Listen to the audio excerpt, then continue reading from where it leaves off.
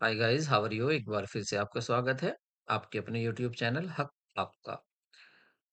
जैसा कि आपको पता है कि कामयाबी का एक रास्ता प्रीवियस ईयर क्वेश्चन पेपर भी होता है और उसी दिशा में एक हमारी आज की पहल है कि हम 2011 का जो पीजीटी प्रीवियस क्वेश्चन पेपर था उसको आज हम एनालिसिस करेंगे।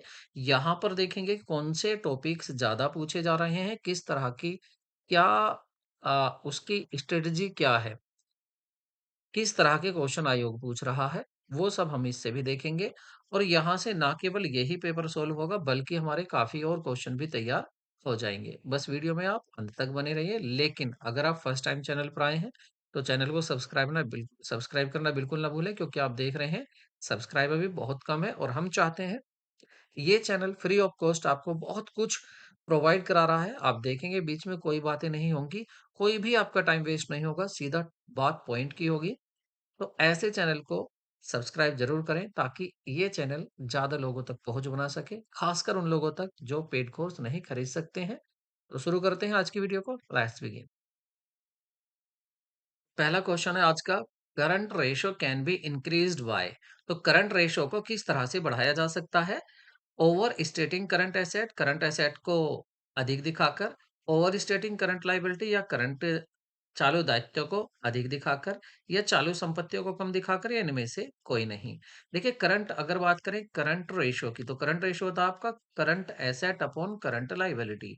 अगर आपकी करंट एसेट है आपकी 1 लाख और करंट लायबिलिटी आपकी 50,000, तो यहाँ अगर हम देखेंगे तो आंसर क्या आएगा आपका, ये आंसर आ जाएगा आपका 2:1। लेकिन आपको क्या है, ये रेशो आया 2:1। अगर आप इसको ज्यादा करना चाह रहे हैं तो आपको क्या करना होगा, आप इस करंट एसेट को बढ़ा दीजिए। आप 1 लाख की जगह क्या कर देंगे, आप इसको 2 लाख कर दीजिए, ठीक है। और अब आप इसको 50,000 करंट लाइबिलिटी से डिवाइड करेंगे तो अब की बार क्या आएगा, अब की बार आ जाएगा फिर 4:1। लेकिन अगर आप नीचे करंट लाइबिलिटी बढ़ाते हैं तो आप इसको भी बढ़ा के देख लें क्या होता है। देखिए करंट लाइबिलिटी माना आपने 1 लाख, 1 लाख तो करंट एसेट ही रहने दिया, लेकिन जो आपकी करंट लाइबिलिटी है वो आपने कर दिया 1 लाख, 50,000 की जगह 1 लाख कर दिया। तो अब क्या आएगा, अब आएगा 1:1। तो आपने देखा ये तो आ रहा 1:1 और ये आ रहा था आपका 4:1। तो कहा कैसे बढ़ रहा है, जब आप करंट एसेट को ज्यादा करते हैं। आपका ऑप्शन क्या हो जाएगा, आपका करेक्ट ऑप्शन ए हो जाएगा। क्या करना है इसमें, आपको चालू संपत्तियों को अधिक दिखाकर आप करंट रेशियो को बढ़ा सकते हैं। नेक्स्ट क्वेश्चन देखते हैं, कह रहे capital account comes under the which of the concept, separate business, accounting period, accrual, recovery.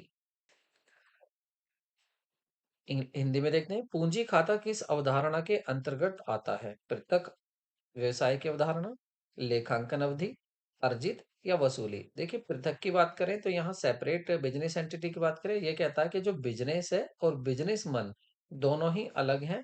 अगर बिजनेसमैन बिजनेस में कुछ पैसा लगाता है तो बिजनेस उसको वापस करेगा, और अगर बिजनेसमैन बिजनेस से कुछ ले जाता है अपने पर्सनल यूज के लिए, मतलब ड्राइंग करता है, आहरण करता है, तो वो बिजनेसमैन को बिजनेस को वापस देना पड़ेगा। तो ये कहती है सेपरेट एंटिटी के बिजनेस अलग है और आपका बिजनेसमैन अलग है। और अकाउंटिंग पीरियड कॉन्सेप्ट क्या कहता है, ये कहता है कि बिजनेस की जो लाइफ होती है आप उसकी लाइफ को पीरियड में डिवाइड कर सकते हैं और हर पीरियड में देख सकते हैं कि क्या प्रॉफिट हुआ, क्या लॉस, क्या बिजनेस की कंडीशन है। एक्यूरल कहती है कि यहाँ पर अर्जित में कहती है कि देखिए आप किसी भी इन अर्जित एक्यूरल को आप तभी किसी खर्चे को या किसी भी ट्रांजैक्शन को आप तब का ही मानेंगे जब वो हुआ है, ये नहीं कि उसका सेटलमेंट कब हो रहा है।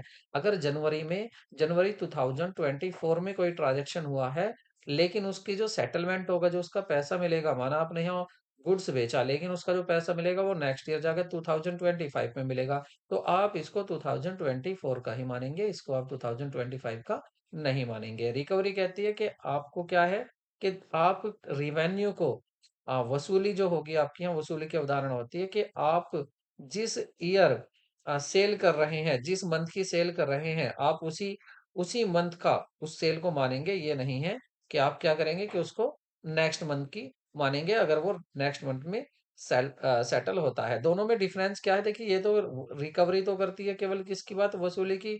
ये तो यहाँ पर बात करते हैं रेवेन्यू की, रेवेन्यू रिकवरी। और एक्रूरल करती है ये एक्सपेंसेस और आपके इनकम दोनों की बात करती है। खैर कैपिटल अकाउंट किस लिए बनाया जाता है? ये बनाया जाता है आपका सेपरेट बिज़नेस एंटिटी में, कि कैपिटल अकाउंट में अगर बिज़नेसमैन कोई पैसा लगाता है तो उसके लिए कैपिटल अकाउंट खोला जाता है, और इसको क्या बोलते हैं? इसको कहते हैं हम कि ये बिज़नेसमैन का अकाउंट है। याद रखना, कैपिटल किसको डिनोट करता है? बिज़नेसमैन को रिप्रेजेंट करता है। तो बिज़नेसमैन का अकाउंट है, क्योंकि बिज़नेसमैन अलग होता है, बिज़नेस अलग होता है। ठीक है, नेक्स्ट क्वेश्चन देखते हैं। तो सही ऑप्शन क्या हो जाएगा आपका? ऑप्शन फर्स्ट सही होगा।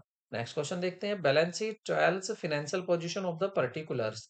तो देखिए, जो बैलेंस शीट होती है किसी एक विशेष डेट को, मंथ को, या 6 मंथ को, या ईयर को की स्थिति बताती है। कि देखिए, ये ना तो एक ईयर की बताती है, ना ही 6 महीने की, ना ही ये 1 साल की।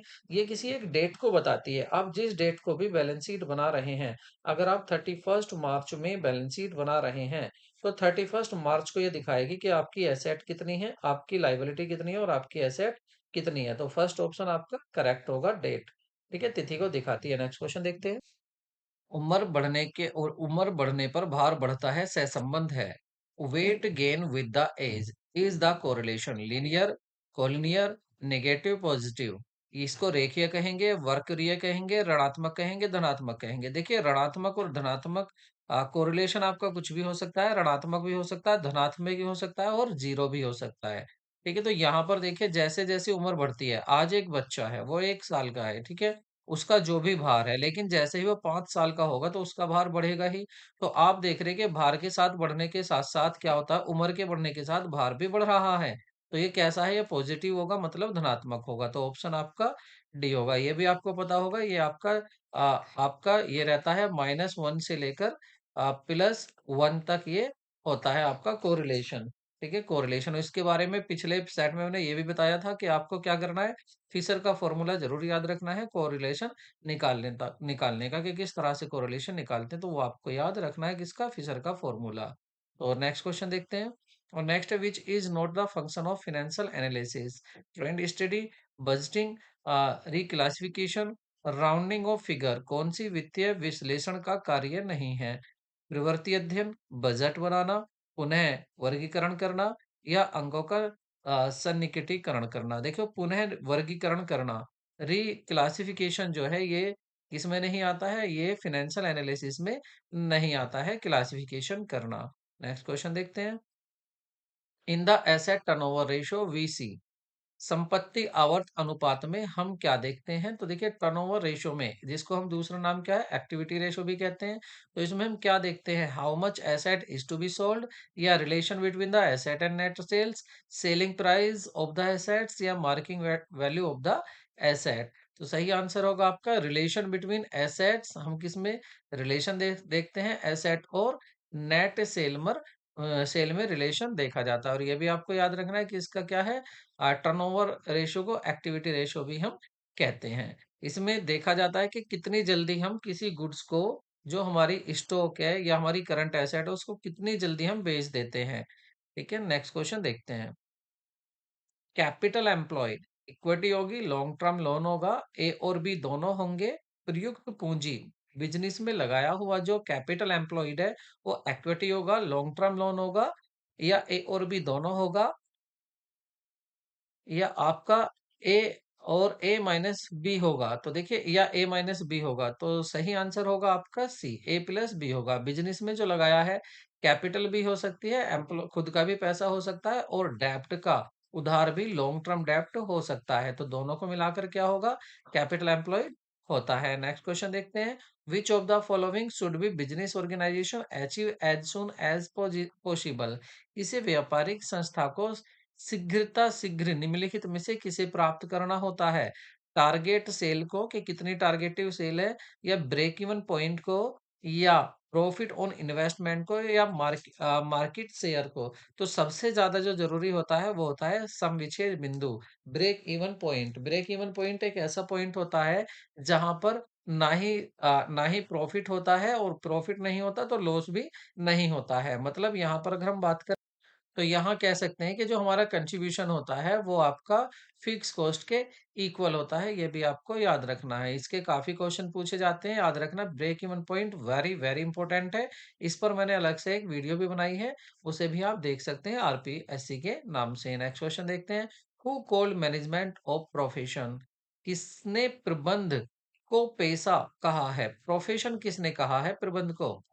क्या ग्रीनयाज ने कहा है या पीटर ड्रैकर ने कहा है, हेनरी फोर्ड ने कहा है या हेनरी फ्योल ने कहा है? तो ये पीटर ए ड्रूकर ने कहा है। पीटर ए ड्रूकर, जल्दी से मुझे बताइए।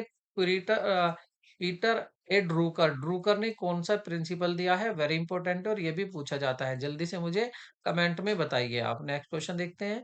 विच of a fund is to be capitalised?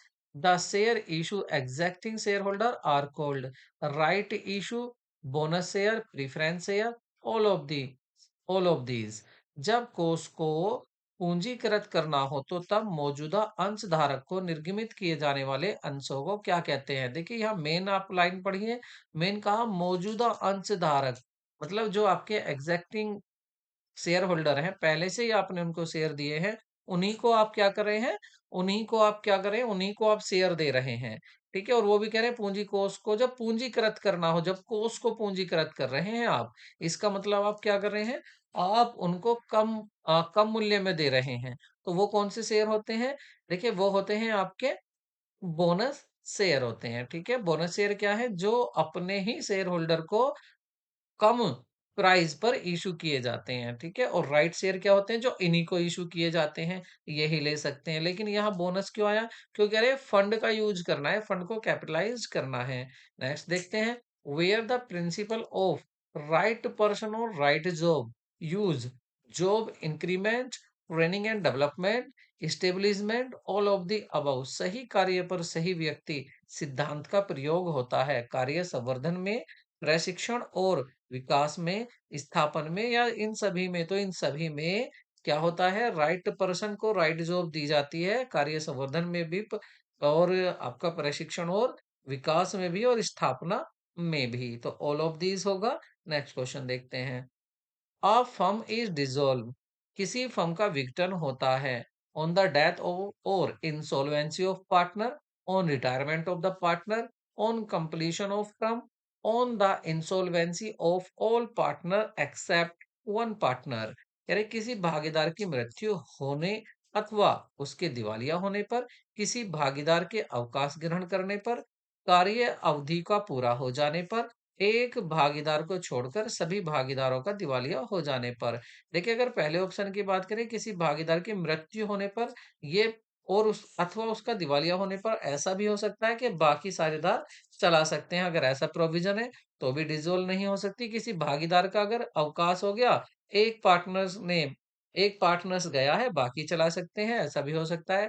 कार्य अवधि पूरी हो गई हो तो भी हो सकता है डिसोल्यूशन, भी हो सकता है। अगर कार्य अवधि पूरी हो गई है तो वो आगे भी उस फर्म को चला सकते हैं।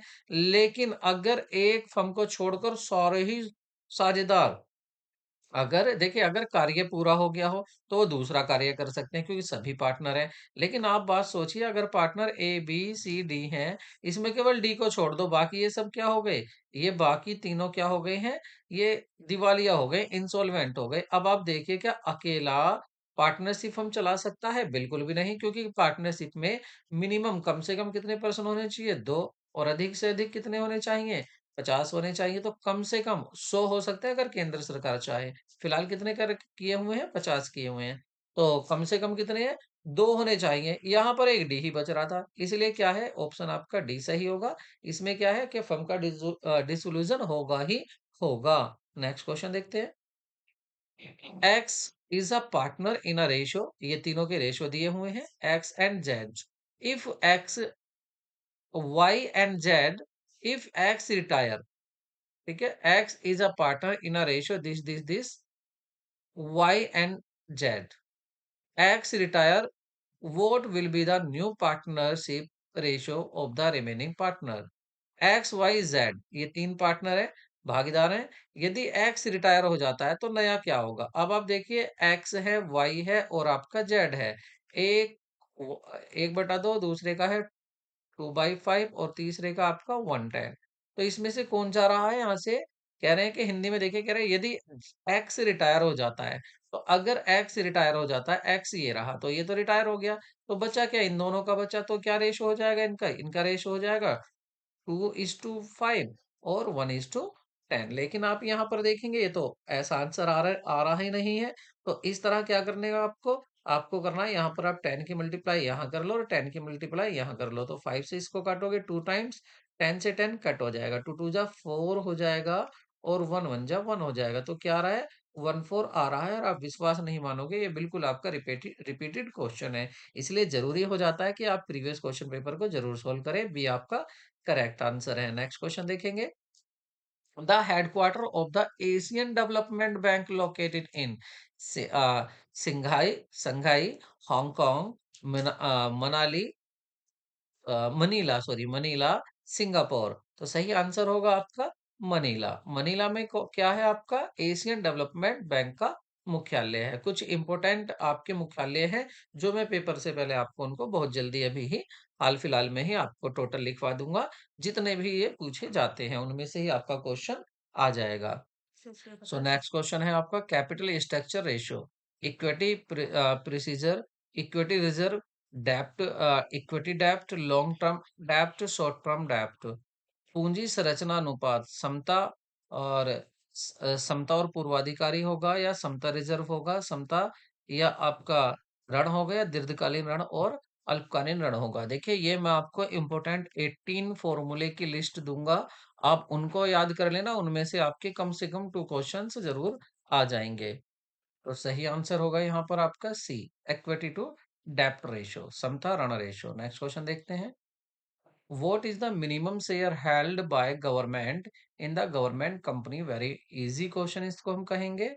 बिल्कुल सिंपल क्वेश्चन है। 51%। तो जो कंपनी होती है अगर उसके शेयर का 51% अगर हिस्सेदारी गवर्नमेंट के पास होती है तो वो क्या बन जाती है, आपकी गवर्नमेंट कंपनी बन जाती है। नेक्स्ट देखते हैं। It is necessary to convene at least of मंडल सभा, मंडल सभा every month, every quarter, 6 month, 1 year. कम से कम एक मंडल सभा आहूत करना आवश्यक है। प्रत्येक माह में, प्रत्येक तिमाही में, 6 माह में या एक वर्ष में। तो प्रत्येक तिमाही में, एवरी क्वार्टर में। एवरी क्वार्टर मतलब आपका अगर क्वार्टर की बात करें तो आपका 3 3 मंथ्स में। तो 3 3 मंथ्स में एक करना जरूरी है। ऑप्शन आपका बी सही होगा। नेक्स्ट क्वेश्चन देखते हैं। The main objective of the financial management is, financial management का वित्तीय प्रबंध का मुख्य उद्देश्य क्या होता है। विक्रय को अधिकतम करना, संपदा को मूल्य को अधिकतम करना, लाभों का अधिकतम करना, इनमें से कोई नहीं। Minimise the scale, minimising the volume of asset, maximise maximising maximizing sales, maximizing the value of asset, maximizing the profit, none of these। तो देखिए इसका होता है कि जो हमारी वैल्यू है एसेट की उसको मैक्सिमाइज करना। ऑप्शन आपका बी सही होगा। ठीक है, जब संपदा का मूल्य मतलब आपकी एसेट का मूल्य ज्यादा होगा तो प्रॉफिट तो खुद हो ही जाएगा। क्योंकि क्या होता है जब री वैल्यूएशन अकाउंट बनाते हैं हम तो उसमें क्या करते हैं, हम एसेट अगर हमारी बढ़ जाती है तो प्रॉफिट आता है। तो प्रॉफिट को हम रिवोल्यूशन अकाउंट में दिखाते हैं, ये भी याद रखना है। Over capitalisation is less dangerous than under capitalisation. अति पूंजीकरण न्यून पूंजीकरण से कम खतरनाक होता है, अधिक खतरनाक होता है या खतरनाक ही नहीं होता या इनमें से कोई नहीं। तो ये अधिक खतरनाक होता है। Over capitalisation is less dangerous than under capitalisation. अति पूंजीकरण न्यून पूंजीकरण से क्या होता है, अधिक खतरनाक होता है। ठीक है, तो आपको क्या याद रखना है, अधिक खतरनाक होता है क्या, अति पूंजीकरण या न्यून पूंजीकरण, अति पूंजीकरण। ठीक है, अधिक खतरनाक होता है। नेक्स्ट क्वेश्चन देखेंगे। Which of the following is not a technique of capital structure analysis. Cost capital, capital budgeting, capital allocation, trading at parity parity. पूंजी की लागत, पूंजीगत बजटन, पूंजी दंतीकरण या समता पर व्यापार। क्या कहा है, निम्नलिखित में से कौन सा पूंजी संरचना विश्लेषण की तकनीक नहीं है। कौन सी तकनीक नहीं है, तो तकनीक जो नहीं है पूंजी बजटन इसकी तकनीक नहीं है संरचना विश्लेषण की। ठीक है, नेक्स्ट क्वेश्चन देखते हैं। The cost of depreciating reserve is expletive cost या average cost, none of these. ह्रास कोष की लागत है स्पष्ट लागत, अवसर लागत, औसत लागत। या इनमें से कोई नहीं। तो ये होगी आपकी स्पष्ट लागत है, एक्सप्लिसिट कॉस्ट होती है। नेक्स्ट क्वेश्चन देखेंगे। Cost accounting is part of management accounting, financial accounting, part of responsibility accounting. लागत लेखांकन प्रबंधकीय लेखांकन का भाग है, वित्त लेखांकन का भाग है, उत्तरदायित्व लेखांकन का भाग है, या इनमें से कोई नहीं। तो सही ऑप्शन होगा ये किसका भाग है, प्रबंध मैनेजमेंट अकाउंटिंग का भाग है। ठीक है, मैनेजमेंट अकाउंटिंग का भाग होता है आपका कॉस्ट अकाउंटिंग। ठीक है, नेक्स्ट क्वेश्चन देखते हैं। Contract costing is use to.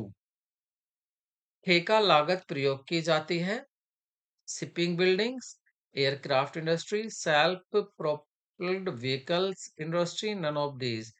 जहाज निर्माण में, वायुयान उद्योग में, स्वचालित वाहन उद्योग में, या इनमें से कोई नहीं। तो सही आंसर होगा आपका वायुयान उद्योग में, एयरक्राफ्ट इंडस्ट्री में। नेक्स्ट क्वेश्चन देखते हैं। The sum of the prime cost and factory overhead is known as which of the following. मूल लागत एवं कारखाना उपरिव्ययों के योग को निम्न में से किस रूप में जाना जाता है। कारखाना लागत, उत्पादन लागत, कुल लागत, या इनमें से कोई नहीं। तो इसको बोलते हैं कारखाना लागत। कारखाना लागत में आपकी मूल लागत प्लस कारखाना उपरिव्यय आ जाते हैं, मतलब इसको फैक्ट्री कॉस्ट कहा जाता है। नेक्स्ट क्वेश्चन देखते हैं।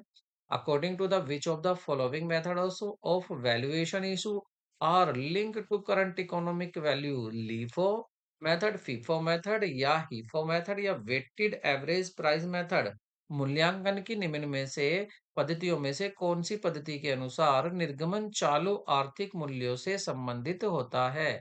निर्गमन चालू आर्थिक मूल्यों से होता है तो वो होता है आपका लीफो पद्धति में, लीफो मेथड में होता है। नेक्स्ट क्वेश्चन देखेंगे। If profit is 50% of sale, sale का 50% है, द परसेंटेज ऑफ कॉस्ट, तो कॉस्ट का क्या परसेंट होगा। मैंने आपको बताया था जब भी आपको प्रॉफिट दिया होता है तो आप प्रॉफिट को क्या करेंगे, आपको परसेंट से उसको बनाना है फ्रैक्शन में, और फ्रैक्शन जब आप बनाओगे तो अपॉन में 100 लगाओगे, इससे डिवाइड करोगे तो ये आ जाएगा आपका 1/2। और याद रखना ये किसका है, ऑन सेल दिया हुआ है। तो ऑन सेल जो होता है, अगर आपको कॉस्ट करना है तो आप नीचे एक कम कर देते हो, डिनोमिनेटर मतलब हर को नीचे कम कर देते हो, तो ये क्या बन जाएगा नीचे एक, 1/1। टू की जगह क्या लिख देना, 1/1 ऑन कॉस्ट, कॉस्ट का 1/1 हो जाएगा, लेकिन इसका परसेंटेज बनाना है तो 1/1, 1/1 इंटू 100, तो क्या आ जाएगा 100%। सही आंसर यहाँ पर होगा, तो ऑप्शन आपका ए सही होगा। याद रखना सेल वाले को सेल से कॉस्ट पर जाना है तो एक कम करते हैं, और कॉस्ट से सेल पर जाना है तो एक बढ़ा देते हैं। नेक्स्ट क्वेश्चन देखते हैं। Factory cost is also known as ISO cost, manufacturing cost, total cost, production cost. कारखाना लागत को के नाम से भी जाना जाता है, समय लागत के नाम से, निर्माण लागत के, या कुल लागत के, या उत्पादन लागत के। तो इसको कहा जाता है निर्माण लागत भी कहा जाता है, मैन्युफैक्चरिंग कॉस्ट भी कहा जाता है। नेक्स्ट क्वेश्चन देखते हैं। Tender price represents total production of cost, selling cost, estimated selling price, cost sheet of the previous period. निविदा मूल्य अभिव्यक्त करता है कुल उत्पादन लागत को, विक्रय लागत को, अनुमानित विक्रय मूल्य को, या गत अवधि की पत्रक को। तो ये करता है अनुमानित विक्रय मूल्य को, एस्टिमेटेड सेलिंग प्राइस को। नेक्स्ट क्वेश्चन देखते हैं। What is the use of management accounting. Compulsory होता है मैनेजमेंट का यूज करना अकाउंटिंग का, ऑप्शनल होता है, मैंडेटरी होता है, इनमें से कोई नहीं। अनिवार्य, ऐच्छिक, या आबंध। तो ये होता है आपका ऑप्शनल होता है, आप चाहे तो कर सकते हैं चाहे नहीं, अदरवाइज आपका फाइनेंशियल अकाउंटिंग से भी काम चल सकता है। नेक्स्ट क्वेश्चन देखते हैं। If the normal cost of normal production is 80 unit is the 400, then the value of the abnormal loss 5 unit will be. कह रहे 80 इकाइयों के सामान्य उत्पाद की सामान्य लागत 400 रुपये है, तो 5 इकाइयों की असामान्य क्षय व्यय होगा। तो इसके लिए छोटा सा न्यूमेरिकल करना होगा। आपको क्या करना पड़ेगा, सबसे पहले आपको निकालना है नॉर्मल कॉस्ट, नॉर्मल कॉस्ट पर नॉर्मल कॉस्ट पर यूनिट, और पर यूनिट निकालेंगे आप नॉर्मल कॉस्ट। तो इसके लिए आपको इसको कर लेते हैं, डिवाइड करते हैं इसको अपॉन यूनिट से, 80 से यूनिट से कर लेते हैं तो ये आ जाएगा आपका 5 रुपीज। अब इस 5 रुपीज को हमें क्या करना है, आगे देखते हैं। अब आपको क्या करना है, इसके बाद आपको फॉर्मूला लगाना है value of normal wastage. Value of normal normal wastage is equal to, तो इसके लिए आपको क्या करना है, जो नॉर्मल कॉस्ट पर यूनिट आई है, नॉर्मल कॉस्ट पर यूनिट आई है, इसको आपको डिवाइड करना है किससे, number of abnormal wastage, abnormal wastage. ठीक है, तो यहाँ पर कितनी आई है, 5 तो आपकी आई थी, और सॉरी इसको डिवाइड नहीं करना है, इसको मल्टीप्लाई करना है इनटू, और 5 आपको ये दी हुई है, तो ये आ जाएगा आपका 25। तो ऑप्शन आपका ए सही होगा, ऑप्शन ए सही होगा। नेक्स्ट क्वेश्चन देखते हैं।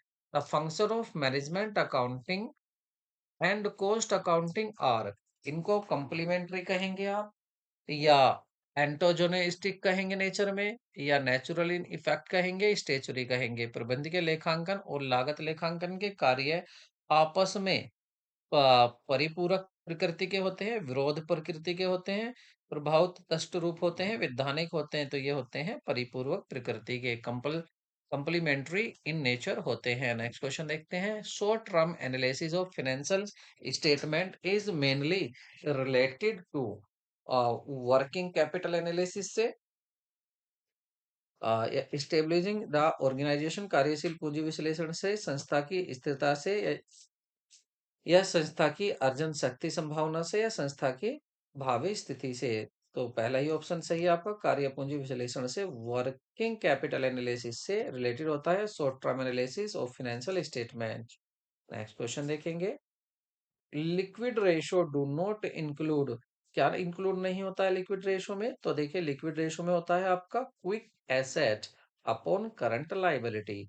ठीक है, अगर हम करंट एसेट में से माइनस कर देते हैं, किसको, हम कर देते हैं इसको प्रीपेड एक्सपेंसेस को, या आपकी इन्वेंट्री को, या इन्वेंट्री को, तो क्या आ जाती है आपकी क्विक एसेट। तो आप देख लीजिए यहाँ पर बैंक बैलेंस इन्वेंट्री, तो किसको नहीं इंक्लूड करना है यहाँ पर हमें, कैश को, लिक्विड रेशो में किसको नहीं लेना है, हमें कैश को नहीं लेना है, बैंक को या इन्वेंट्री को, तो हमें इन्वेंट्री को नहीं लेना है। ऑप्शन आपका डी सही होगा। नेक्स्ट क्वेश्चन देखते हैं।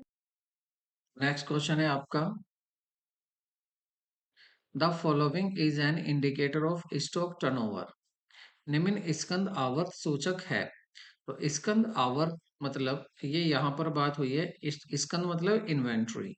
अगर बात करें इन्वेंट्री कह दो या स्टॉक, तो इन्वेंट्री टर्नओवर रेशियो जो होता है उसका फॉर्मूला होता है आपका cost of good sold, cost of good sold upon average inventory, या एवरेज, एवरेज इन्वेंट्री कह दीजिए, या आपका average stock.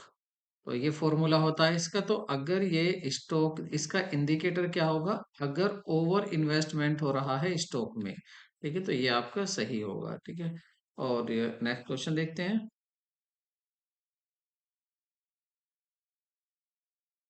If the operating ratio is 75%, then the net ratio will be. तो देखिए इसमें जो बात हो रही है, यहाँ पर हो रही है operating ratio and operating profit ratio.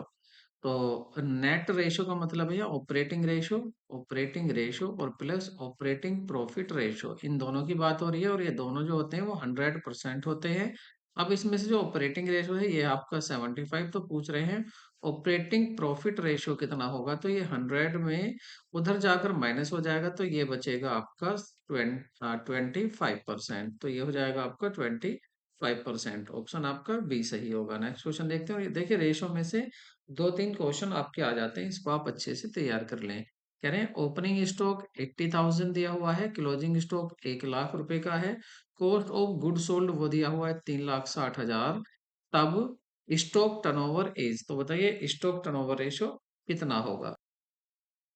Question repeated है, जो अभी था बिल्कुल वो इसको ही दोबारा पूछा है। क्या पूछ रहा है यहाँ पर, कह रहा है स्टॉक टर्नओवर मतलब इन्वेंट्री टर्नओवर रेशियो को पूछ रहा है। ये क्या होता है, इसका फॉर्मूला होता है cost of good sold, COGS, upon average inventory, average inventory. अब एवरेज का मतलब यहाँ पर क्या होगा, देखिए कॉस्ट जो दी हुई है वो दी हुई है 3,60,000, ये तो है कॉस्ट।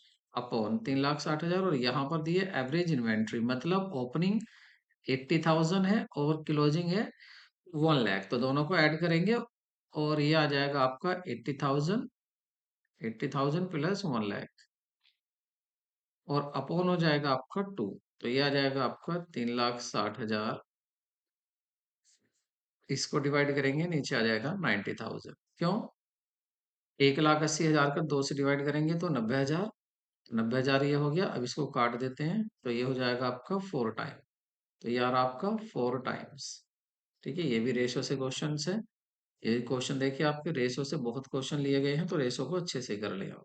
मैंने देखिए रेशो पे आपको अगर देखेंगे बीपीएससी, मैं आपको बता रहा हूँ, एक फतेह सीरीज मैंने कराई है, फतेह सीरीज, और उस फतेह सीरीज में मैंने बीपीएससी के लिए तैयारी कराई है, और बीपीएससी में बिहार के लिए उसमें ये टोटल चैप्टर है, टोटल चैप्टर के जितने भी क्वेश्चंस जैसे भी बन सकते हैं, ये मैंने सभी रेशो उसमें बताए हैं आपको, आप उसको जरूर देख लें।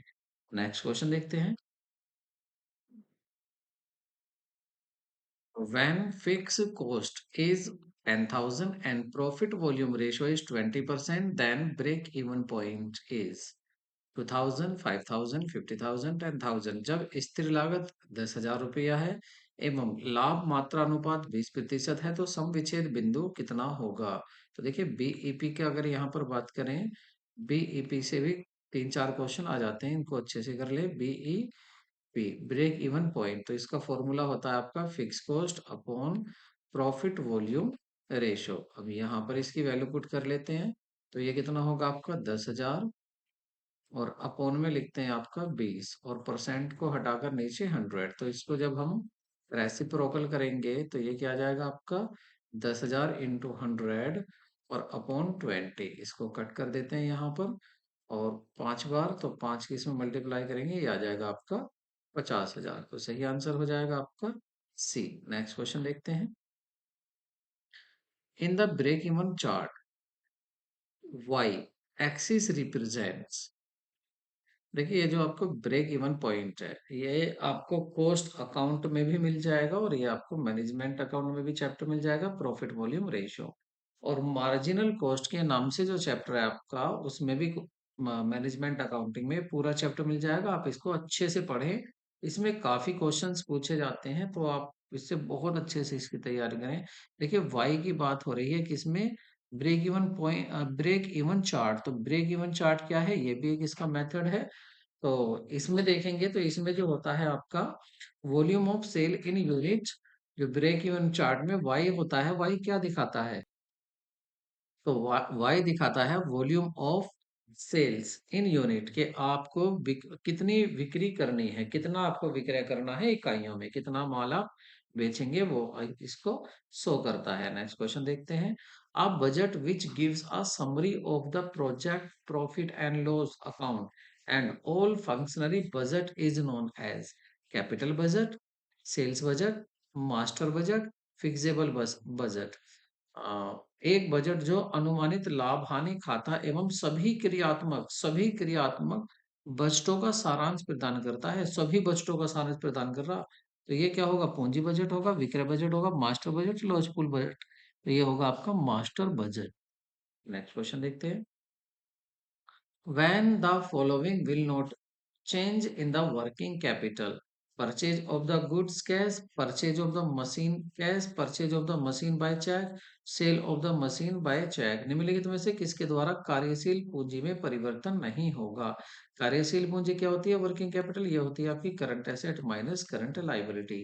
तो यहाँ वर्किंग कैपिटल की बात हो रही है, तो आपको किसको देखना है, देखिए अब आपको देखना है किससे चेंज नहीं होगा। देखिए अगर आप परचेज कर रहे हैं किसको, गुड्स को, अगर आप गुड्स को परचेज करें नगद, वो भी नगद चेंज करें, तो क्या होगा आपका एक एसेट, यहाँ पर एसेट में क्या है, कैश, कैश में क्या है, एसेट, तो आपकी कैश तो चली गया, कैश तो गया, और इसकी जगह क्या आ जाएगा, जो आपने माल खरीदा है वो आपका स्टॉक आ जाएगा, तो वैल्यू तो फिर भी करंट एसेट की वही रही, तो इससे कोई भी चेंज यहाँ वर्किंग कैपिटल में नहीं होगा। तो ठीक है, ये कोई चेंज नहीं होगा। मशीन अगर आप कैश खरीदते हैं, परचेज मशीन, तो मशीन तो करंट एसेट में ना आकर नॉन करंट एसेट में आती है। ठीक है, मशीन और कैश आपका कम हो जाएगा तो इससे तो फर्क पड़ेगा। बस एक ऐसा यही था जिससे कोई आपका यहाँ पर कोई इफेक्ट नहीं पड़ेगा वर्किंग कैपिटल पर। नेक्स्ट क्वेश्चन देखते हैं। According to the revise accounting standard 3 purchase of fix asset is considered as.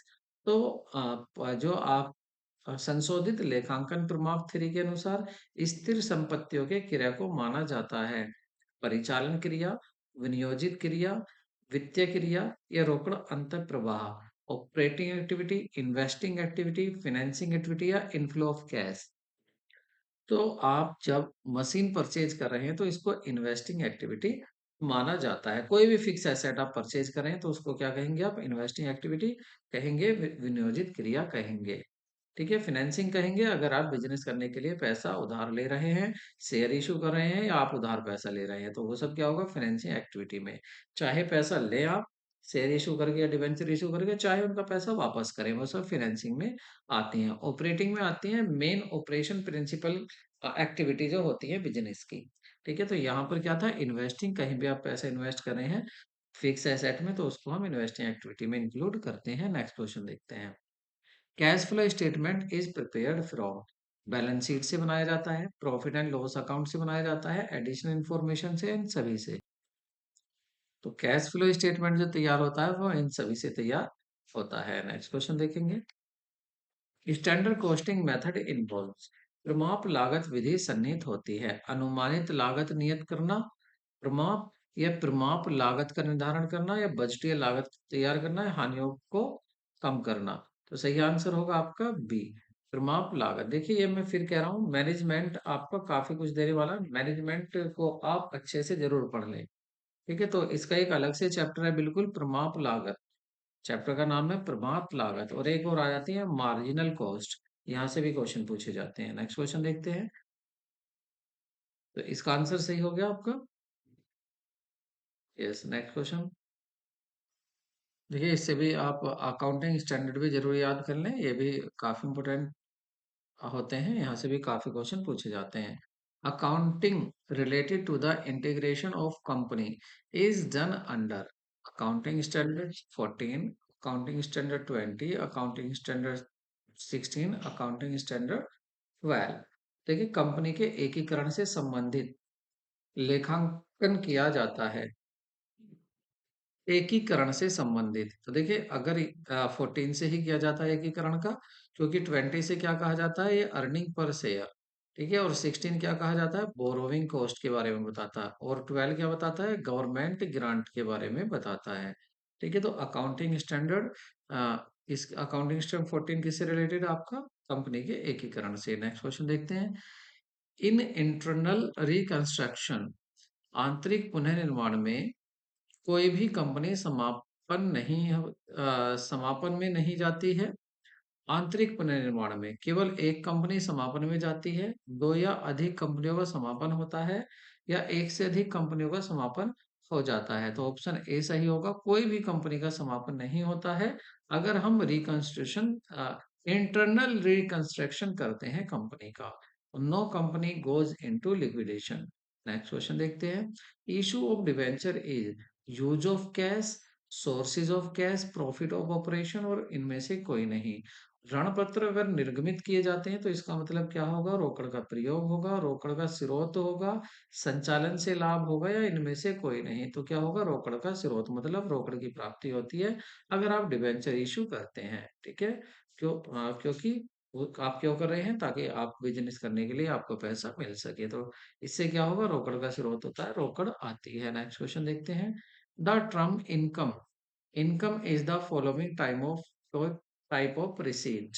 Legal है, इलीगल है, legal and illegal, none of these.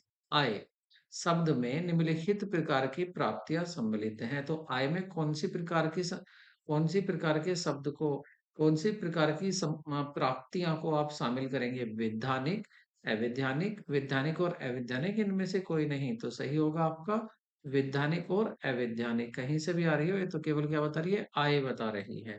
ठीक है, तो आय में तो कोई सी भी आय हो सकती है। नेक्स्ट क्वेश्चन देखते हैं। The partner share in the income of the partnership firm will be. Taxable, tax free, partly tax free और 20% टैक्स। साझेदारी फर्म की आय में साझेदार का जो भाग होता है वो कर योग्य होता है, कर मुक्त होता है, आंशिक कर होता है या 20% कर मुक्त होता है। तो ये आपका बिल्कुल कर मुक्त होता है, टैक्स फ्री होता है क्योंकि पहले ही बिजनेस पर टैक्स लगा दिया जाता है। नेक्स्ट क्वेश्चन देखते हैं। An Indian citizen who goes to abroad from the employment must stay in the India for minimum period of. एक भारतीय नागरिक जो रोजगार हेतु विदेश चला जाता है उसे निवासी होने के लिए भारत में कम से कम कितने दिन ठहरना होगा? 182 दिन, 90 दिन, 60 दिन या आपका 180 दिन। तो सही आंसर होगा आपका 182 दिन उसको ठहरना होगा निवासी क्या होने के लिए, यदि आप उसको निवासी कहते हैं। नेक्स्ट क्वेश्चन देखते हैं। Agriculture income is exempt from tax under the following section of the Income Tax Act। तो कौन सा कृषि आय आयकर अधिनियम की निम्नलिखित में से धारा के अंतर्गत कर मुक्त होती है? तो कौन सी धारा के अंतर्गत कर मुक्त होती है? ये होती है आपकी धारा 10 first, 10 subsection, section 10 subsection 1। Next question देखते हैं। Income from the business in England which is control from the India is taxable in the hand of. देखिए income from business in England, England में बिजनेस है तो वहां से आपने income कमाई है। Which is control from India is taxable in hand of, लेकिन वह किसके द्वारा कंट्रोल हो रहा है? इंडिया के। तो वो आपकी जो होगी इंडिया में व्यापार से आए जो भारत में नियंत्रित है कर योग्य होगी, निवासी की तरह या असाधारण निवासी की या अनिवासी की या दोनों की। तो सही आंसर होगा असाधारण निवासी की। नेक्स्ट देखते हैं। The rate of depreciation on the intangible asset is, अमूर्त संपत्तियों पर ह्रास की दर है। जो अमूर्त, अमूर्त में कौन आ जाती है? आपकी इंटेंजिबल एसेट आ जाती है जैसे कॉपीराइट, ट्रेडमार्क और आपकी गुडविल। तो इन पर होती है आपकी 25%। नेक्स्ट क्वेश्चन देखेंगे। Comparative study, what is the necessary for the managerial control. प्रबंधकीय नियंत्रण हेतु किसका तुलनात्मक अध्ययन आवश्यक है? क्रय विक्रय का, सूचना प्रणाली का, लागत का, उपरोक्त सभी का। तो ये उपरोक्त सभी का जरूरी होता है अध्ययन करना, तुलनात्मक अध्ययन करना। ठीक है, क्रय विक्रय का भी आ जाता है इसमें, लागत का भी और सूचना प्रणाली का भी। नेक्स्ट क्वेश्चन देखते हैं। Managerial control is exercise by, प्रबंधकीय नियंत्रण किया जाता है निम्न प्रबंधों के द्वारा या मध्य स्तरीय प्रबंधकों के द्वारा, उच्चतम स्तरीय प्रबंधों के द्वारा, सभी स्तर के प्रबंधों के द्वारा। तो प्रबंध प्रबंधक किसी भी स्तर पर हो सभी वो क्या करता है? कंट्रोल नियंत्रण करता है। नेक्स्ट क्वेश्चन देखेंगे। X Y ideology of leadership was propounded by, नेतृत्व की एक्स तथा वाई विचारधारा का प्रतिपादन किया था। डीड ने किया था, बर्नार्ड ने किया था, मैकग्रेगर ने किया था, टैरी ने किया था। और देखिए मैंने आपसे ये क्वेश्चन कमेंट में पूछा भी था तो देखिए इसका आंसर मैकग्रेगर होगा, ये आपको याद रखना है। नेक्स्ट क्वेश्चन देखते हैं। मैक्सिमम डिसिप्लिन एग्जिट इन, अधिकतम अनुशासन होता है तो मैक्सिमम कहाँ पर होता है? रेखीय कर्मचारी संगठन में, समिति संगठन में, रेखा संगठन में, क्रियात्मक संगठन में। तो ये रेखा संगठन में सबसे ज्यादा अनुशासन होता है। नेक्स्ट क्वेश्चन देखते हैं। सरेंडर कैन बी मेड, भरारापण किया जा सकता है ऑथोरिटी का, रेस्पॉन्सिबिलिटी का, अकाउंटेबिलिटी का, नन ऑफ दीज। देखिए ये किया जा सकता है आपका ऑथोरिटी का। ठीक है, ऑथोरिटी का, अधिकार का किया जा सकता है सरेंडर, भरारापण जो किया जा सकता है। नेक्स्ट क्वेश्चन देख सकते हैं। और इसको डेलीगेशन भी बोल देते हैं इंग्लिश में, delegation of authority. Next question देखते हैं। Which of the following division is not included in the classification of flow? Perpen, uh, perpendiculars, horizontal या स्केमेटिक या नोबलेबल। निम्नलिखित में से कौन सा विभाजन प्रवाह के वर्गीकरण में शामिल नहीं होता है? लंबवत, क्षैतिज, आरेखी, अशाब्दिक। तो अशाब्दिक कोई भी इसमें नहीं होता है। लंबवत भी होता है, क्षैतिज भी होता है, आरेखी भी होता है, लेकिन अशाब्दिक नहीं होता है। नेक्स्ट क्वेश्चन देखते हैं। The ideal theory of the communication is, संप्रेषण का आदर्श सिद्धांत है उदार संप्रेषण सिद्धांत, वैदिक संप्रेषण सिद्धांत, चाइनीज संप्रेषण सिद्धांत, इस्लामिक संप्रेषण सिद्धांत। तो सही आंसर होगा आपका ए, उदार संप्रेषण, liberal communication theory. Next question देखते हैं। ऑन द ट्रम्प शॉर्ट में तो ओ क्या होता है? तो ये होता है strength, weakness, opportunity and threats. ठीक है, स्ट्रेंथ आपकी क्या पावर है, क्या ताकत है, क्या शक्ति है। वीकनेस आपकी कमजोरी क्या है बिजनेस की। अपॉर्चुनिटी क्या क्या अवसर है, क्या क्या चुनौतियां हैं, थ्रेड्स हैं। तो ओ का मीन्स क्या होगा आपका? अपॉर्चुनिटी। ऑप्शन आपका बी सही होगा, अवसर। नेक्स्ट क्वेश्चन देखते हैं। ग्रेप वाइन कम्युनिकेशन मीन्स, अंगूरी लता संप्रेषण का तात्पर्य है। ईएमआरएस की भी जो वैकेंसी आई है उनमें भी ये क्वेश्चन पूछा गया है। वेरी वेरी इंपॉर्टेंट ये क्वेश्चन है।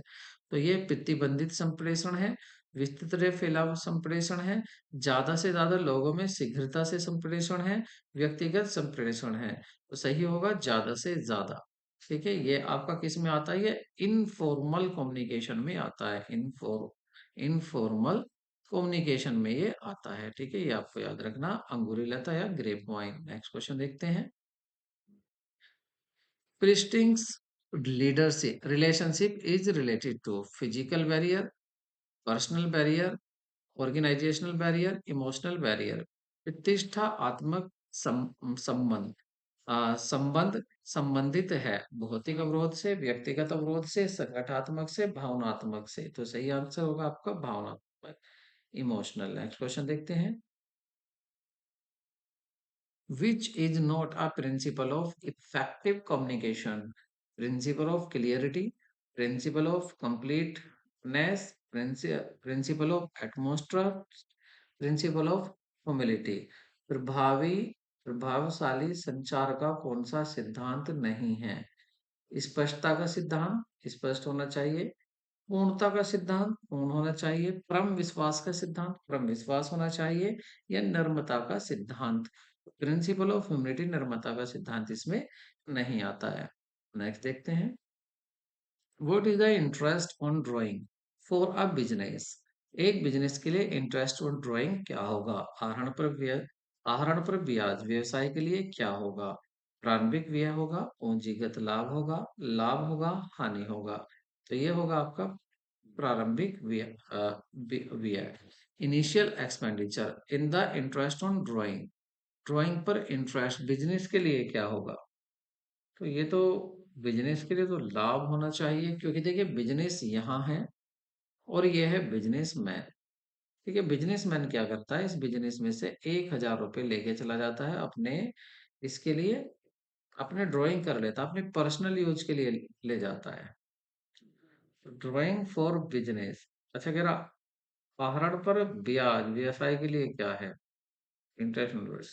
तो अब क्या है, यहाँ पर कौन लेके चला जाता है? बिजनेसमैन 1,000 रुपये लेके चला जाता है। अब बिजनेस क्या करेगा? 1,000 रुपये लेगा किससे? बिजनेसमैन से लेगा, इस पर इंटरेस्ट लेगा। तो ये बिजनेस के लिए क्या होगा? ये बिजनेस के लिए क्या होना चाहिए? बिजनेस के लिए तो ये प्रॉफिट होना चाहिए, क्योंकि ये तो गेन होगा और प्रॉफिट तो उससे होगा। इसको बोलेंगे हम गेन बोलेंगे। ठीक है, कैपिटल ये गेन होगा। नेक्स्ट क्वेश्चन देखते हैं।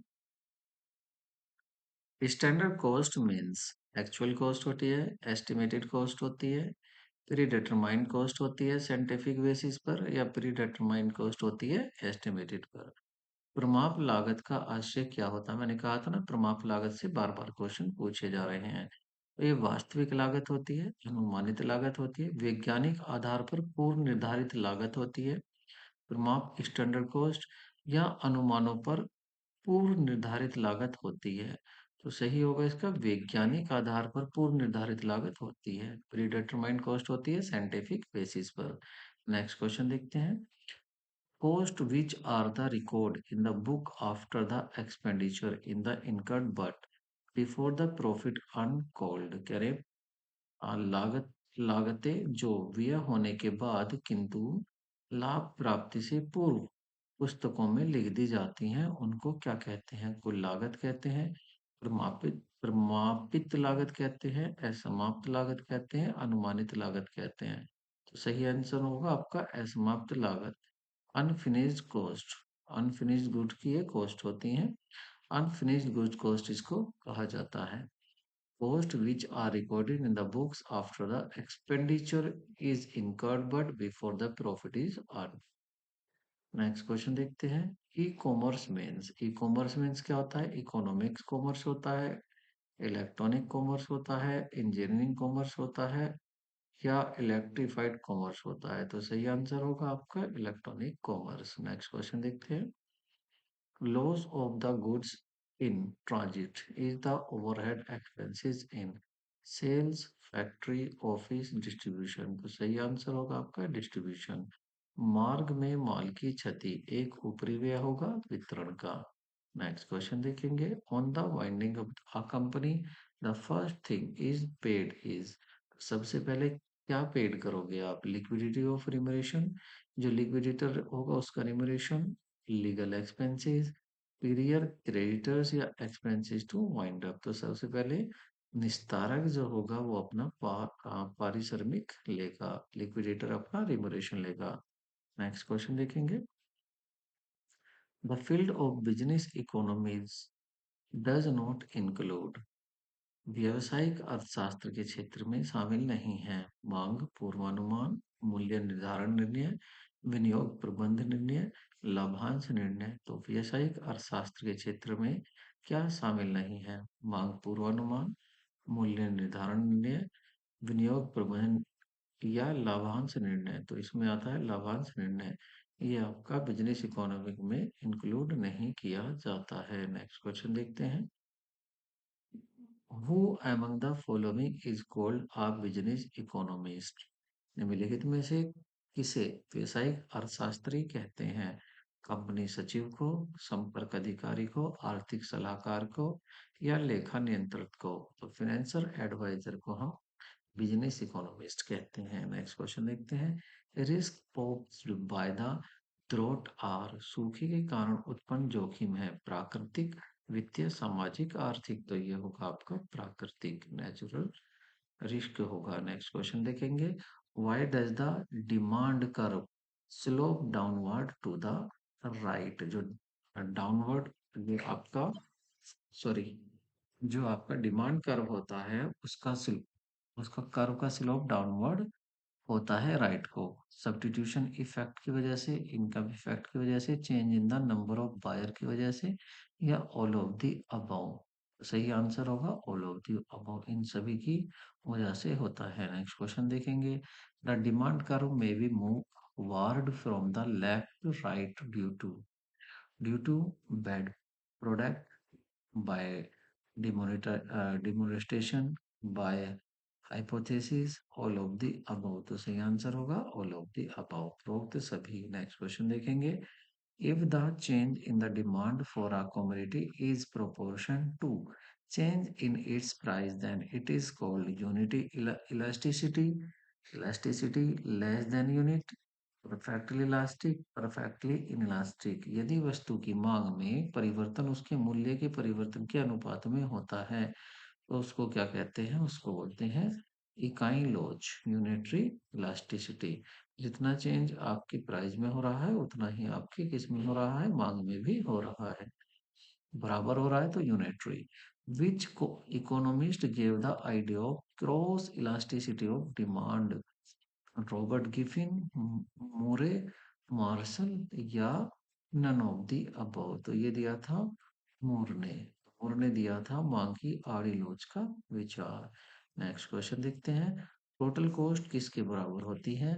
Fix cost plus variable cost, average cost plus marginal cost, cost of material plus labour cost, और transportation cost plus establishment cost. सही आंसर होगा आपका A, fix cost plus variable cost. इसमें कुल लागत आती है। ये भी मैनेजमेंट से पूछा हुआ क्वेश्चन है। नेक्स्ट क्वेश्चन देखते हैं। Expenditure on the raw material, fix cost होगी रॉ मटेरियल पर आपने जो खर्चा किया है, फिक्स कॉस्ट होगी, वेरिएबल कॉस्ट होगी, अपॉर्चुनिटी कॉस्ट होगी, शॉर्ट रन कॉस्ट होगी। तो ये होगी आपकी B, variable cost. Next question देखेंगे। Average cost is equal to marginal cost at the point where. Average cost जो होती है वो बराबर होती है मार्जिनल कॉस्ट के। किस पॉइंट पर average cost low is lowest, marginal cost is lowest. अच्छा, average cost is equal to marginal cost at the point where. देखिए, एवरेज कॉस्ट बराबर होगी मार्जिनल कॉस्ट के, किस पॉइंट पर होगी? मार्जिनल कॉस्ट जब फॉलिंग हो रही हो, या लोवेस्ट हो, या एवरेज कॉस्ट लोवेस्ट हो। तो सही आंसर होगा कि एवरेज कॉस्ट लोवेस्ट होती है वहां पर। नेक्स्ट देखते हैं, which of the following is not a U shape curve? Average fix cost curve, average variable cost curve, average total cost curve, marginal cost curve. तो यू शेप कर्व जो नहीं होता है इनमें, वो होता है आपका ऑप्शन ए। फिक्स कॉस्ट जो होता है सीधा होता है, वो यू नहीं होता, यू टाइप नहीं होता है, वो कम ज्यादा नहीं होता, फिक्स ही रहता है।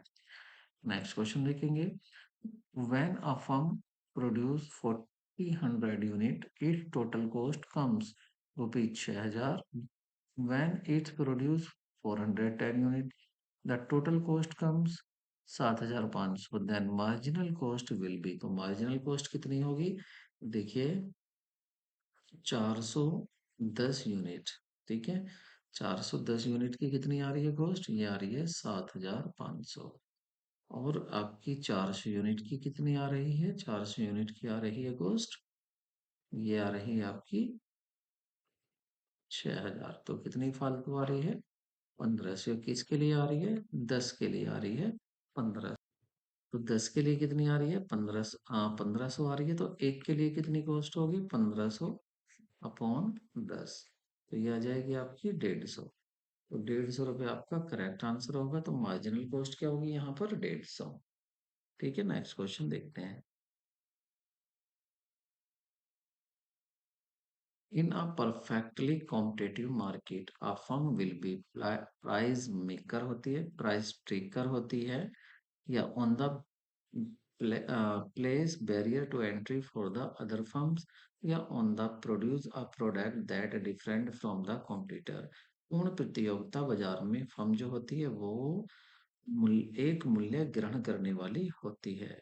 नेक्स्ट देखते हैं, in which market a firm can not fix price? Perfect market, monopoly, monopolistic competition, या ओलिगोपोली। तो सही आंसर होगा आपका पूर्ण प्रतियोगिता, परफेक्ट कंपटीशन। नेक्स्ट क्वेश्चन देखते हैं, इन अ परफेक्ट कॉम्बिनेशन, कंपटीशन क्या होता है? एवरेज रेवेन्यू मार्जिनल रेवेन्यू के बराबर होती है, एवरेज रेवेन्यू मार्जिनल रेवेन्यू से ज्यादा होती है, एवरेज रेवेन्यू मार्जिनल रेवेन्यू से कम होती है, या इनमें से कोई नहीं। तो सही होगा एवरेज रेवेन्यू मार्जिनल रेवेन्यू के बराबर होती है परफेक्ट कॉम्पिटिशन में। नेक्स्ट क्वेश्चन देखेंगे, if the demand curve is firm is aligned with the demand curve industry, then firm will be perfect competition की बात होगी, मोनोपोलिस्टिक की बात होगी, ओलिगोपोलिस्टिक की बात होगी, या डिओपोलिस्टिक की बात होगी। तो सही होगा मोनोपोलिस्टिक की बात हो रही है। नेक्स्ट क्वेश्चन देखेंगे,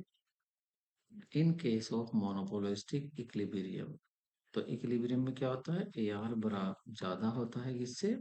एम आर से। एवरेज रेवेन्यू ज्यादा होती है मार्जिनल रेवेन्यू से। नेक्स्ट देखते हैं, discriminatory monopoly is possible when in two markets, elasticity of demand is different, elasticity of demand is same, demand is inelastic, और none of these विभेदात्मक एकाधिकार तभी संभव है जबकि दो बाजारों में मांग की लोच भिन्न भिन्न हो, मांग की लोच समान हो, मांग बेलोचदार हो, इनमें से कोई नहीं। तो मांग की लोच भिन्न भिन्न हो। नेक्स्ट क्वेश्चन देखते हैं, इन अ मोनोपोलिस्टिक कॉम्पिटिशन, एकाधिकार प्रतियोगिता में क्या होता है? विभेदीकरण, उत्पादन बेचने वाली कुछ ही फर्में होती हैं। नेक्स्ट क्वेश्चन देखते हैं, in which of the following firm market the product is segregated and selling cost are incurred? Perfect competition, monopoly, monopolistic competition, इनमें से कोई नहीं। निम्न में से बाजार के किस रूप में उत्पाद पृथक होता है तथा विक्रय लागतें व्यय की जाती हैं? तो ये होता है आपका एकाधिकार प्रतियोगिता। नेक्स्ट देखते हैं, द कॉस्ट ऑफ द डेब्ट capital is the form of, ऋण पूंजी की लागत जो होती है, ऋण पूंजी की लागत वो किस रूप में होती है, वो होती है आपकी चुकता ब्याज, इंटरेस्ट पेड में। नेक्स्ट क्वेश्चन देखते हैं, when fix cost is 7,000, fix cost कितनी है आपकी 7,000, प्रॉफिट दिया हुआ है यहाँ पर आपका, प्रॉफिट है आपका 3,000 और सेल दिया हुआ है 50,000। प्रॉफिट वॉल्यूम रेशो क्या होगा, देखिए फिक्स कॉस्ट दी है, प्रॉफिट दिया हुआ है और नीचे दिया हुआ है आपका सेल। देखिए स्थिर लागत आपको ये दी थी, प्रॉफिट भी आपको दिया हुआ है। अब आप देखिए, जब आप किसी चीज को 7,000, जब आप किसी चीज को कितने में बेच रहे हैं, आपने कोई चीज सेल करी है कितने की, 50,000 रुपए की, ठीक है। इसमें से 50,000 रुपए में भी आपकी जो फिक्स कॉस्ट आई है वो है 7,000 रुपए की, और साथ में आप वेरिएबल कॉस्ट भी ले रहे हैं और 3,000 रुपए का प्रॉफिट भी ले रहे हैं। तो देखिए तीन चीज जोड़ी आपने, क्या जोड़ी, fix cost plus profit, profit plus variable cost, ठीक है। तो यहाँ पर आप देखोगे फिक्स कॉस्ट कितनी दी हुई है, 7,000 रुपये फिक्स कॉस्ट दी हुई है, प्लस आपका जो प्रॉफिट है 3,000 रुपये दिया हुआ है, और माइनस आपकी सॉरी प्लस क्या है आपकी वेरिएबल कॉस्ट, प्लस क्या है वेरिएबल कॉस्ट। तब जाकर आप किसी चीज को 50,000 रुपये में बेच रहे हैं, तो 10 तो ये उधर जाकर माइनस हो जाएंगे, तो जो वेरिएबल कॉस्ट है आपकी वो कितनी है, वेरिएबल कॉस्ट हो जाएगी आपकी 40,000। फॉर्मूला होता क्या है इसका, फॉर्मूला होता है आपका प्रॉफिट वॉल्यूम रेशो का, फॉर्मूला होता है आपका, हाँ, सेल्स मतलब बिक्री माइनस बिक्री माइनस परिवर्तित लागत मतलब वेरिएबल कॉस्ट, और अपॉन होता है आपका सेल्स, अपॉन होगा सेल्स। तो यहाँ पर आप देखेंगे सेल्स कितना है, 50,000 रुपए की आपकी सेल्स है, माइनस आपकी वेरिएबल कॉस्ट कितनी है, वेरिएबल कॉस्ट है यहाँ पर आपकी 40,000, और अपॉन में आ जाएगा आपका सेल, सेल कितनी है आपकी, सेल है आपकी यहाँ पर 50,000 आपकी सेल दी हुई है, ठीक है। 50,000 में से 40,000 कम करेंगे तो 10,000 बचेंगे, तो 10,000, और हाँ इंटू 100, इंटू 100 मतलब परसेंटेज के लिए ये भी आपको याद रखना है। तो क्या जाएगा आपका 10,000 आ जाएगा, अपॉन आपका कितना है 50,000, और इंटू आपका 100 है। तो क्या करेंगे 10 से इसको डिवाइड कर लेते हैं, क्या जाएगा 5, और 5 से इसको डिवाइड करेंगे ये जाएगा 20%। तो ऑप्शन आपका सी करेक्ट होगा। नेक्स्ट क्वेश्चन देखते हैं, break even point is the point which, देखिए ये एक ऐसा प्रॉफिट होता है कि यहाँ पर जो कुल अंशदान होता है वो कुल स्थायी लागत के बराबर होता है, और यहाँ पर न प्रॉफिट होता है ना हानि होती है, ये भी सही है, ये भी सही है, कुल आगम कुल लागत के बराबर होती है, ये भी सही है, मतलब डी ऑप्शन करेक्ट होगा। नेक्स्ट क्वेश्चन देखते हैं, which of the following method of the investment appraisal does not take into account to the present value of money, निम्नलिखित में से विनियोग मूल्यांकन की कौन सी रीति मुद्रा के वर्तमान मूल्य को ध्यान में नहीं रखती है, विनियोग मूल्यांकन की कौन सी रीति मुद्रा के वर्तमान मूल्य को ध्यान में नहीं रखती, तो वो है आपकी लाभदायकता सूचकांक, प्रॉफिटेबिलिटी इंडेक्स। ये आपके इसको ध्यान नहीं रखती, ये वर्तमान मूल्य को ध्यान में नहीं रखती है। नेक्स्ट क्वेश्चन देखते हैं, the aspect of the capital bursting problem और पूंजीगत बचतन समस्या के पहलू हैं, पूंजी की मांग, पूंजी की पूर्ति, पूंजी की राशनिंग, तो ये सभी करेक्ट होंगे। नेक्स्ट क्वेश्चन देखते हैं, for the capital busting we do not consider, पूंजी बस्टन के लिए हम विचार नहीं करते हैं, तो हम इस खंड के व्यय पर, एक्सपेंडिचर ऑफ स्टॉक पर विचार नहीं कर सकते हैं।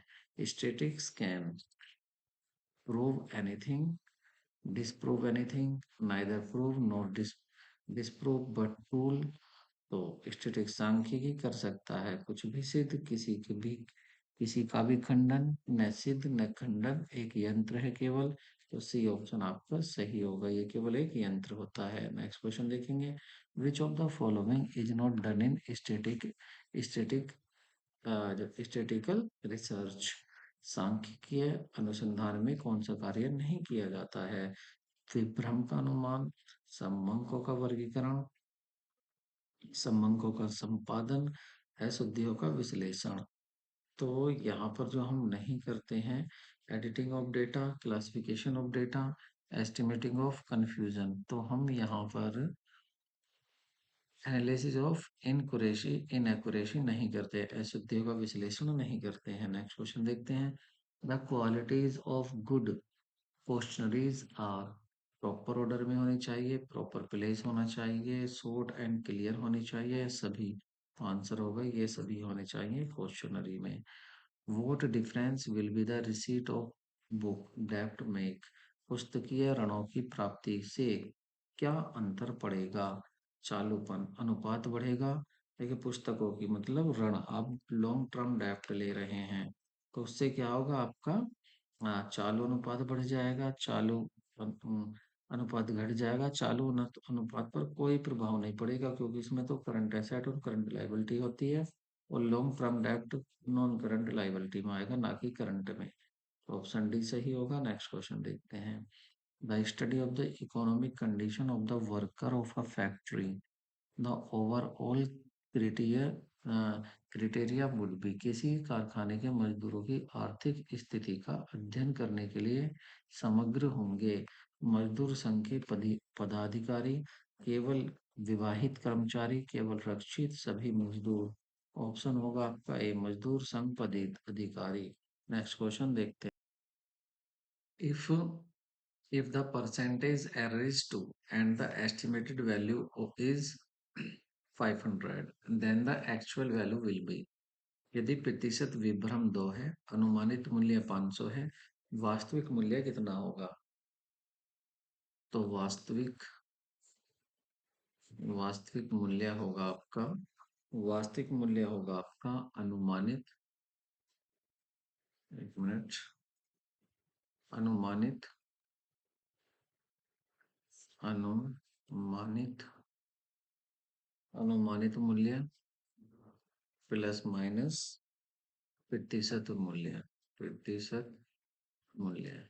तो अनुमानित 500 और प्रतिशत 2, तो ये हो जाएगा आपका 498। इसका मतलब ऑप्शन आपका ए करेक्ट होगा। नेक्स्ट क्वेश्चन देखते हैं। The formula to find the mid point of square is, वर्ग का मध्य बिंदु ज्ञात करने का सूत्र क्या होता है? तो ये होता है आपका सी, लोअर लिमिट और अपर लिमिट को जोड़कर 2 से आधा करना। This is not purpose of tabulation. Clear the nature of data, simplify data, simplify and comparison work, edit data। तो ऑप्शन डी, edit data इसमें नहीं आता है। नेक्स्ट देखते हैं। Which series is more appropriate to the presented through a diagram? Individual series, discrete series, continuous series, none of these। रेखा चित्र द्वारा किस श्रेणी को प्रस्तुत करना अधिक उपयुक्त होगा? तो ये होगा आपका ऑप्शन ए, व्यक्तिगत सीरीज, इंडिविजुअल सीरीज को प्रयुक्त रिप्रेजेंट करना। In cumulative frequency distribution the frequencies are arranged, cumulative frequency distribution, the frequency are arranged cumulative systematically in ascending order, in descending order। तो इस तो सच्ची आवर्ती वितरित में आवर्ती को रखा जाता है, संचयी आवर्ती में, संचयी आवर्ती वितरण में संचयी आवर्ती में रखा जाता है। बिल्कुल पहला ही ऑप्शन सही होगा, कम्युलेटिवली। नेक्स्ट क्वेश्चन देखते हैं। The method of the analysis is used in, विश्लेषण विधि का प्रयोग किया जाता है अर्थमेटिक के लिए, मीडियन के लिए, मोड के लिए, हार्मोनिक मीन के लिए। तो ये किया जाता है बहुलक के लिए, मोड के लिए। नेक्स्ट क्वेश्चन देखते हैं। The first depreciation element is called, प्रथम अपकिरण धात कहते हैं समांतर माध्य को, मध्य विचलन को, प्रमाग विचलन को, चतुर्थ विचलन को। तो सही आंसर होगा आपका मध्य विचलन को, मीन डाइविएशन को फर्स्ट डेप्रिसिएशन एलिमेंट कहा जाता है। नेक्स्ट क्वेश्चन देखते हैं। The method of the calculating correlation is not calibration, officer, Spearman या सिमुलेटेडली डाइवेशन मेथड। तो सही होगा आपका डी, नहीं है। नेक्स्ट क्वेश्चन को देखते हैं। Calibration correlation coefficient is so as, उसको किससे दिखाया जाता है? तो उसको दिखाया जाता है आपके आर से। आर को रिलेशन दिखाया जाता है। नेक्स्ट क्वेश्चन देखेंगे। A public limit company has minimum number of person, तो कम से कम पब्लिक की बात कर रहे हैं तो यहाँ पर 7 होते हैं। कंपनी में कितने होते हैं मिनिमम? कम से कम 7 होते हैं और अधिक से अधिक नो लिमिट होते हैं, अधिक से अधिक नो लिमिट होती है। ठीक है, नेक्स्ट क्वेश्चन देखते हैं। नेक्स्ट है आपका the document which contain the rules regarding the internal management of a company is called memorandum of association, prospectus, article of association, certificate of incorporation। सही आंसर होगा आपका C, article of association. Next question देखते हैं। Maximum remuneration of a full-time company director is what is the percentage of profit? देखिए, 5% profit से ज्यादा नहीं होना चाहिए। जितना प्रॉफिट हो रहा है उससे उसका 5% से ज्यादा रिमोरेशन नहीं होना चाहिए फुल टाइम कंपनी डायरेक्टर का। नेक्स्ट क्वेश्चन देखते हैं। The universal concept of management was given by, प्रबंध के सार्वभौमिक अवधारणा दी थी टेलर ने, फ्योल ने, टेरी ने, कुंटज ने, तो ये दी थी आपके फ्योल ने। ठीक है, फ्योल ने मैनेजमेंट की यूनिवर्सल कॉन्सेप्ट दिया था। नेक्स्ट क्वेश्चन देखेंगे। In MBO management by objective is mention for directors के लिए, मैनेजर के लिए है, वर्कर्स के लिए, ऑल ऑफ दीज। सही आंसर होगा ऑल ऑफ दीज, इन सभी के लिए होता है। नेक्स्ट क्वेश्चन देखेंगे। Chain of command is method of, आदेश श्रृंखला एक विधि है संचार की, अभिप्रेरणा की, बजट की, नियोजन की। सही आंसर होगा संचार, कम्युनिकेशन की। ठीक है, तो इसमें जो है चैन कमांड, आदेश श्रृंखला जो थी कि फ्योल ने दी थी कि किस तरह से आप इसको क्या बोलते हैं, सोपान श्रृंखला भी कह देते हैं, किस तरह से आप कम्युनिकेशन करेंगे, ये दी गई थी संचार कम्युनिकेशन के लिए। नेक्स्ट देखते हैं। MIS is a technique, control की है, कोऑर्डिनेशन की है, प्लानिंग की है या ऑर्गेनाइजेशन की है, तो ये होगा आपका ऑप्शन सही। ये है आपके नियंत्रण की, कंट्रोल की। नेक्स्ट क्वेश्चन देखते हैं। What is the other name of management accounting? Long term accounting, traditional accounting या डिसीजन मेकिंग अकाउंटिंग, इनमें से कोई नहीं। सही आंसर होगा आपका सी, निर्णय लेखांकन कहते हैं। नेक्स्ट क्वेश्चन देखते हैं। After the independence whom did the government of India appointed as the first chairman of the National Income Committee? तो प्रोफेसर महामोलिनिस थे, सिरस थे, घोष थे, साहा थे, तो सही ऑप्शन होगा आपका महल नाव, प्रोफेसर महानोबिस थे। नेक्स्ट क्वेश्चन देखते हैं। What is the what which of the following is not a component of specific environment? Marketing intermediaries, financial intermediaries, economic system। इनमें से कौन सा संगठक विशिष्ट पर्यावरण का संगठन नहीं है? विपणन मध्यस्थ, वित्तीय मध्यस्थ, आर्थिक प्रणाली, जनता। सही ऑप्शन होगा आपका आर्थिक प्रणाली, इकोनॉमिक सिस्टम। नेक्स्ट क्वेश्चन देखते हैं। When was the अनकेटेड एस्टेब्लिश्ड? अकाउंटेंट की स्थापना कब हुई थी? तो इसकी स्थापना हुई थी आपकी ऑप्शन ए 1964 में। नेक्स्ट क्वेश्चन देखते हैं। Which of the following statement is not true? कौन सा स्टेटमेंट ट्रू नहीं है?